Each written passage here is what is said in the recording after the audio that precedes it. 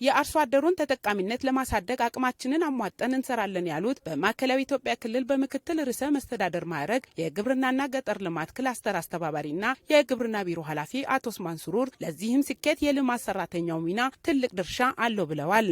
የጀመርነው ጉዞ ስኬታማ እንዲሆን የሰው ኃይል ልማት ቁልፍ ነው።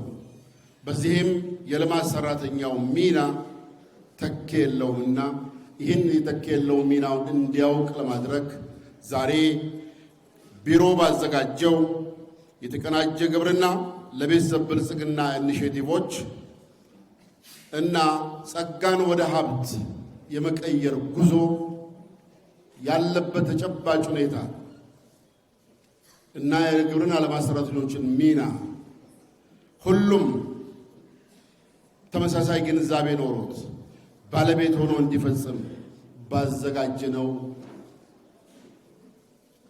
ስልጠና ለመሳተፍ ጥሪያችንን አክብራችሁ እንኳን በሰላም መጣችሁ። አርሶ አደሩ ተወዳዳሪ ምርት አምርቶ ከድህነት አረንቋ እንዲላቀቅ እየሰራን እንገኛለን ያሉት አቶ ኡስማን በክልሉ በበርካታ ምርቶች ተጨባጭ ውጤቶች መመዝገባቸውንም ጠቁመዋል። የግብርና ሽግግር መሰረቱ ቴክኖሎጂ ነው።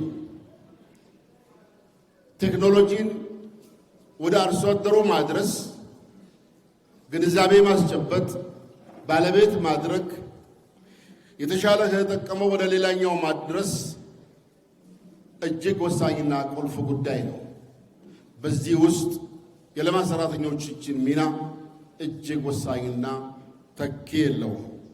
በመሆኑም ባለፉት ዓመታት በክልላችን በተሰሩ ስራዎች ክልላችን በበርካታ ምርቶች ተጨባጭ ውጤቶች ማምጣት ብቻ ሳይሆን ተጨማሪ የምርት ወቅቶችም መፍጠር ተችሏል።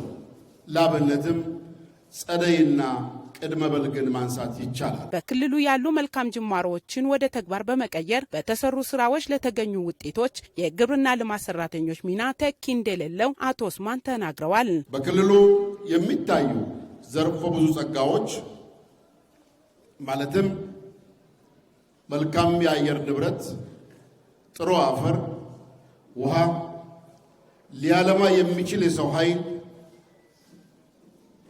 እነኚህን አጣምሮ ወደ ተግባር በመቀየር አርሶ አደሮቻችን በርካታ ከዚህ ቀደም ያልተለመዱ አዳዲስ ምርቶችን ማምረት ጀምረዋል።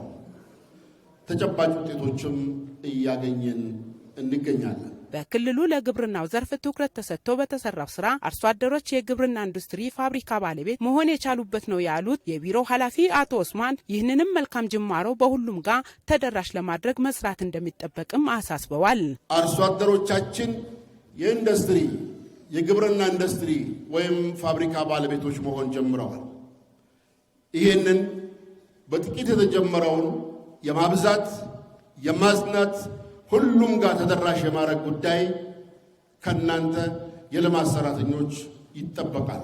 ምርትና ምርታማነት አድጎ አርሶ አደሮቻችን ከግብዓት እስከ ገበታ በተሟላ የእሴት ሰንሰለት ውስጥ ተዋናይ እንዲሆኑ በማድረግ የአርሶ አደሩን ገቢ ማሳደግ፣ የገበያ ችግርን መፍታት፣ በዓለም ገበያም ተወዳዳሪ የሆነ ምርት አምርቶ